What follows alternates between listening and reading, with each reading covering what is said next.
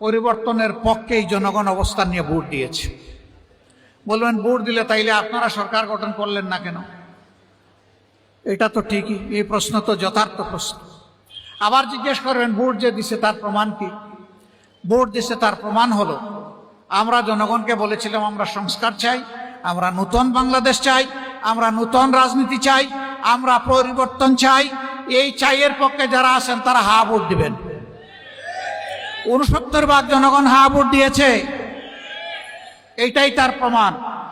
যারা এখন ক্ষমতায় আছেন তারা বলেছেন তারা না ভোট দিবেন, তারা না ভোট দিয়েছেন, এইটাই প্রমাণ তারা সংখ্যাগরিষ্ঠ মানুষের ভালোবাসা এবং ভোট পান নাই। বিভিন্ন কায়দায় সেই ভোট নেওয়া হয়েছে। আমরা কায়দাগুলো এবার ভালো করে রপ্ত করেছি, চিনে নিয়েছি। আগামীবার সকল ঘাটে শক্ত পাহাড় আমরা সবাই মিলে দেব ইনশাআল্লাহ। নারী পুরুষ সবাই মিলে দেব, আমাদের অধিকার আর কাউকে কেড়ে নিতে দেব না।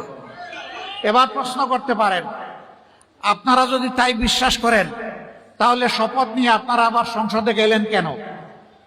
হ্যাঁ, আমরা আপনাদের ভোটের যেটুকু মর্যাদা স্বীকৃতি হয়েছে তার অমর্যাদা আমরা করতে পারি না। আমরা সংসদে গিয়ে আমাদের পক্ষে কথা বলবো না, ইনশাআল্লাহ জনগণের পক্ষে কথা বলবো এবং আপনাদের অধিকার আদায় করে ছাড়ার চেষ্টা করব। কিছু লক্ষণ ভালো, যে কেউ ভালো কাজ করে আমরা তাকে ধন্যবাদ দেব। আমরা সবার আগে বলেছিলাম আমাদের এমপি মন্ত্রী কেউ হলে সরকারি প্লট নিবে না, বিনা ট্যাক্সের গাড়ি আমরা চড়ব না। আলহামদুলিল্লাহ আমাদের রাস্তা ধরে সরকারি দল একই ঘোষণা দিয়েছে, তাদেরকে অভিনন্দন। আমরা বলেছিলাম প্রবাসের রিমিটেন্স যোদ্ধারা মারা যাওয়ার পরে তাদের লাশ নিয়ে টানাটানি ঠেলাঠেলি হবে না। আমরা সম্মানের সাথে রাষ্ট্রীয় দায়িত্ব এবং খরচে আমাদের ঘাড়ের উপর তাদের পবিত্র লাশ বাংলাদেশে নিয়ে আসব। বর্তমান সরকার একই ঘোষণা দিয়েছে, তাদেরকে অভিনন্দন। আমরা সরকারকে বলবো মানুষের সবচেয়ে বড় অধিকার ভোটের অধিকার, এটা হরণ করা হয়েছে, আগামীতে এটা যেন হরণ করা না হয়। তারা যদি এইটা হরণের পথ থেকে সরে আসেন আমরা তাদেরকে আরেকবার অভিনন্দন জানাবো। হ্যাঁ, জনগণের ভোটে তারা যদি 100% ভোট পেয়ে নির্বাচিত হয়ে যান তখনও তাদেরকে আমরা অভিনন্দন জানাবো। কিন্তু ইঞ্জিনিয়ারিং করে, কায়দা করে, ইলেকট্রিসিটি বন্ধ করে দিয়ে আপনাদের পাশে ঘটেছে বাসান থেকে কারেন্ট বন্ধ করে দেওয়া হয়েছে, নয় করা হয়েছে। আমরা এগুলো আর দেখতে চাই না। দেশের বহু জায়গায় গায়ের জোর খ্যাতি আমাদের এজেন্টদেরকে বের করে দেওয়া হয়েছে। আমাদের এজেন্টরা রক্তের বিনিময়ে ভোট চায় নাই, এই জন্য তারা ছেড়ে দিয়ে চলে গেছে। আগামীতে মানুষের ভোটের অধিকারের পক্ষে জীবনের বিনিময়ে হলে আমরা দাঁড়িয়ে যাব ইনশাআল্লাহ। আসমানের নিচে এবং জমিনের উপরে মানব জাতির জন্য সবচেয়ে বড় নিয়ামত আল্লাহ তাআলার পক্ষ থেকে এই কোরআন। এটা ভাই আমার কথা না, এটা আল্লাহ রাব্বুল আলামিনের কথা।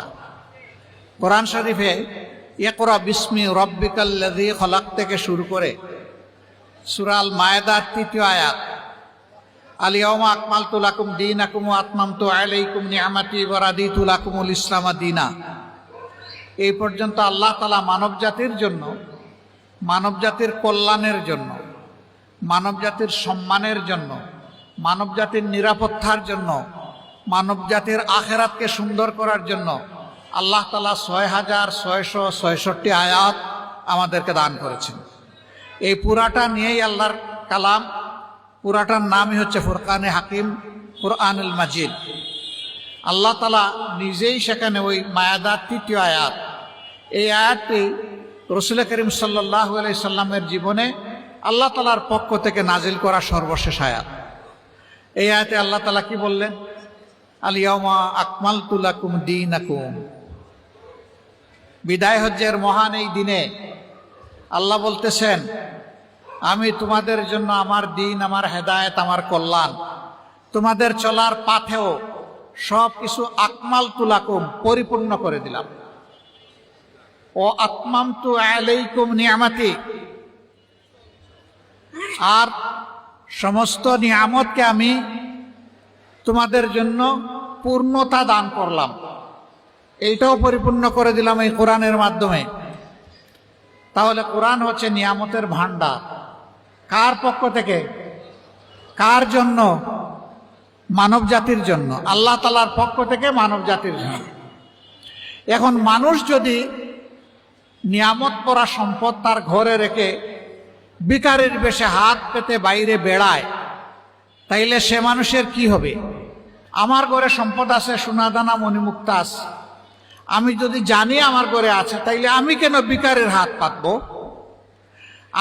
আমি কপাল পোড়া হব যদি নিজের ঘরের সম্পদ আমার জানা না থাকে। কোন সম্পদটা আমার ঘরে আছে এটা যদি আমার জানা না থাকে, তাহলে আমি ভিখারির হাত পেতে বেড়াতেই পারি। আজকে মুসলমান জাতির অবস্থা ঠিক এইরকম। আমার বিশ্বাস, বিশ্বে যে 250 কোটি মুসলমান আছে, তাদের প্রত্যেকের ঘরে কোরআন শরীফ আছে, এটা আমার বিশ্বাস। কারো সিনার মধ্যে কলবে আছে, কারো ঘরের মধ্যে কিতাব আকারে সংরক্ষিত আছে। কিন্তু আমরা জানি না আল্লাহ তাআলা আমাদেরকে কি নিয়ামত দিয়ে রেখেছে। কোরআন এমন একটা নিয়ামত, এই নিয়ামত ব্যক্তি থেকে শুরু করে আন্তর্জাতিক পরিমণ্ডল পর্যন্ত, আল্লাহর কসম, মানুষের জীবনের এমন কোনো প্রশ্ন, এমন কোনো জিজ্ঞাসা, এমন কোনো প্রয়োজন, এমন কোনো সমস্যা নেই যার সমাধান আল্লাহ তাআলা কোরআনে হাকিমে দেন নাই। পরিপূর্ণ সমাধান আল্লাহ তাআলা দিয়েছেন। যতদিন মানব জাতি কোরআনের নেতৃত্ব দুনিয়ায় পেয়েছে, মানব জাতি ছিল সত্যিকার অর্থেই মানব জাতি, সম্মানের জাতি, পরস্পরের জন্য কল্যাণকামী, দুরাচারী, দুঃসাহসী, সীমালঙ্ঘনকারী ছিল না। কিন্তু কোরআনের শিক্ষা থেকে মানুষ যখন সরে গিয়েছে, তখন এই জায়গাটা অন্য কিছু দখল করে নিয়েছে। তখনই মানব সমাজে বিপর্যয় এবং অশান্তি নেমে এসেছে। এই বাংলাদেশ তার বাইরে নয়। এইখানে শতকরা 91% মুসলমান আমরা বসবাস করি। 91% মুসলমান বসবাস করি বলে বাকি 9% যারা আছেন, তাদের উপর কোনো ধরনের দুঃশাসন চাপিয়ে দেওয়ার অধিকার কোনো মুসলমানের নেই। বরঞ্চ 100% মানুষের উপরে সুশাসন নিশ্চিত করার দায়িত্ব হচ্ছে মুসলমানদের। এই জন্য জুমার নামাজে যখন যান, প্রতিদিন জুমার খুতবায় ইমাম সাহেব আমাদেরকে সেই আয়াতটি স্মরণ করে দেন, ইন্নাল্লাহা ইয়া'মুরুকুম বিল আদলি ওয়াল ইহসান ওয়া ইতাই যিল কুরবা ওয়া ইয়ানহা আনিল ফাহশাই ওয়াল মুনকার। এই আয়াতটা স্মরণ করে দেন। কি বলেন সেখানে? যে আল্লাহ তোমাদেরকে হুকুম দিচ্ছেন, নির্দেশ দিচ্ছেন, তোমরা সমাজে ন্যায় বিচার কায়েম করো এবং পরস্পরের প্রতি তোমরা সহানুভূতির শ্রদ্ধাশীল হও। তোমরা আপনজনদেরকে যার যার পাওনাটা ঠিক মতো সমঝে দাও। তোমরা সব ধরনের মুনকার কাজ, অন্যায় কাজের বিরোধী হয়ে দাঁড়াও। তোমরা সব ধরনের অশ্লীলতা, মাদকতা, বেহায়াপনা থেকে সমাজটাকে মুক্ত করো। এটা কি আমি বললাম না আল্লাহর হুকুম? এই কয়টা কাজ সমাজে বন্ধ হোক, দেখেন এই সমাজটা সোনালী সমাজ হইতে আর বাকি থাকে কিনা। এই সমাজটা সোনালী সমাজ হয়ে যাবে। 54 বছর স্বাধীনতার পর মানুষ পালাক্রমে অনেক দল, অনেক আদর্শ দেখেছে, কিন্তু ইসলামী দল এবং ইসলামী আদর্শ সরকার গঠনের পর্যায়ে মানুষ দেখে নাই। এবার মানুষের বড় আকাঙ্ক্ষা ছিল একটা পরিবর্তন। বিশেষ করে যুব সমাজ, তারা একটা পরিবর্তন চেয়েছিল। হ্যাঁ, পরিবর্তনের পক্ষেই জনগণ অবস্থান নিয়ে ভোট দিয়েছে। বলবেন ভোট দিলে তাইলে আপনারা সরকার গঠন করলেন না কেন? এটা তো ঠিকই, এই প্রশ্ন তো যথার্থ প্রশ্ন। আবার জিজ্ঞেস করবেন ভোট যে দিছে তার প্রমাণ কি? ভোট দিছে তার প্রমাণ হলো আমরা জনগণকে বলেছিলাম আমরা সংস্কার চাই, আমরা নতুন বাংলাদেশ চাই, আমরা নতুন রাজনীতি চাই, আমরা পরিবর্তন চাই। এই চাইয়ের পক্ষে যারা আছেন তারা হা ভোট দিবেন। 69% জনগণ হা ভোট দিয়েছে, এইটাই তার প্রমাণ। যারা এখন ক্ষমতায় আছেন তারা বলেছেন তারা না ভোট দিবেন, তারা না ভোট দিয়েছেন, এইটাই প্রমাণ তারা সংখ্যাগরিষ্ঠ মানুষের ভালোবাসা এবং ভোট পান নাই। বিভিন্ন কায়দায় সেই ভোট নেওয়া হয়েছে। আমরা কায়দাগুলো এবার ভালো করে রপ্ত করেছি, চিনে নিয়েছি। আগামীবার সকল ঘাটে শক্ত পাহাড় আমরা সবাই মিলে দেব ইনশাআল্লাহ। নারী পুরুষ সবাই মিলে দেব। আমাদের অধিকার আর কাউকে কেড়ে নিতে দেব না।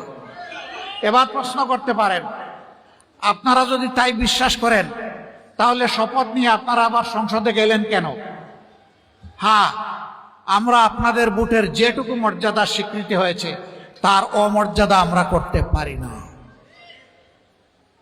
আমরা সংসদে গিয়ে আমাদের পক্ষে কথা বলবো না, ইনশাআল্লাহ জনগণের পক্ষে কথা বলবো এবং আপনাদের অধিকার আদায় করে ছাড়ার চেষ্টা করব। কিছু লক্ষণ ভালো, যে কেউ ভালো কাজ করে আমরা তাকে ধন্যবাদ দেব। আমরা সবার আগে বলেছিলাম আমাদের এমপি মন্ত্রী কেউ হলে সরকারি প্লট নিবে না, বিনা ট্যাক্সের গাড়ি আমরা চড়ব না। আলহামদুলিল্লাহ আমাদের রাস্তা ধরে সরকারি দল একই ঘোষণা দিয়েছে, তাদেরকে অভিনন্দন। আমরা বলেছিলাম প্রবাসে রিমিটেন্স যোদ্ধারা মারা যাওয়ার পরে তাদের লাশ নিয়ে টানাটানি ঠেলাঠেলি হবে না। আমরা সম্মানের সাথে রাষ্ট্রীয় দায়িত্ব এবং খরচে আমাদের ঘাড়ের উপর তাদের পবিত্র লাশ বাংলাদেশে নিয়ে আসব। বর্তমান সরকার একই ঘোষণা দিয়েছে, তাদেরকে অভিনন্দন। আমরা সরকারকে বলবো মানুষের সবচেয়ে বড় অধিকার ভোটের অধিকার, এটা হরণ করা হয়েছে, আগামীতে এটা যেন হরণ করা না হয়। তারা যদি এইটা হরণের পথ থেকে সরে আসেন আমরা তাদেরকে আরেকবার অভিনন্দন জানাবো।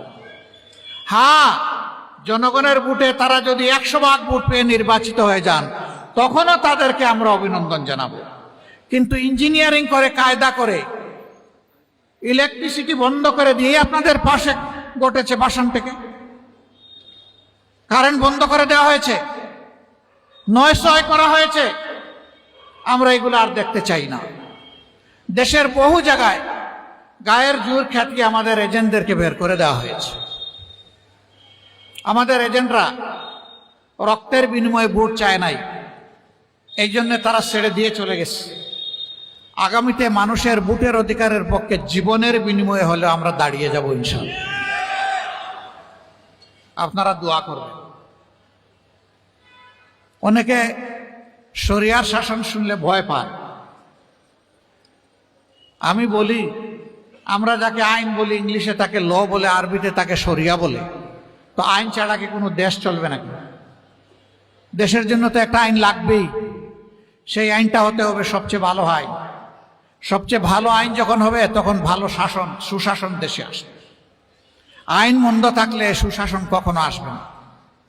এই পবিত্র রমজানের মাসে আমরা সরকারি দলের প্রতি আরেকটা আহ্বান জানাই, কমপক্ষে চাঁদাবাজিটা বন্ধ করে। আর একটা বড় অভিনন্দন জানাবো, কিন্তু যদি বন্ধ না করেন আমরা জনগণকে সাথে নিয়ে প্রতিরোধ গড়ে তুলব ইনশাআল্লাহ। আমি আজকে ঘোষণা দিচ্ছি, এই 15 আসনে যারা চাঁদার জ্বালায় অতিষ্ঠ চাঁদা দিচ্ছেন তারা দিবেন না, এখন থেকে অস্বীকার করা শুরু করেন। কোনো জায়গায় বাধা দিলে আমাদেরকে ডাক দিবেন, আমরা এসে আপনাদের পাশে দাঁড়িয়ে যাব। সবাই মিলে আমরা একসাথে ফাইট করব ইনশাআল্লাহ। কি শুরু করতে হবে আপনাদের জায়গা থেকে। নীরবে দিয়ে যদি স্বীকার না করেন ভাই, আমরা তো কিছু করতে পারবো। প্রতিরোধ, প্রথমে প্রতিবাদ, তারপরে প্রতিরোধ ইনশাআল্লাহ। আমরা এইভাবেই চালিয়ে যাব।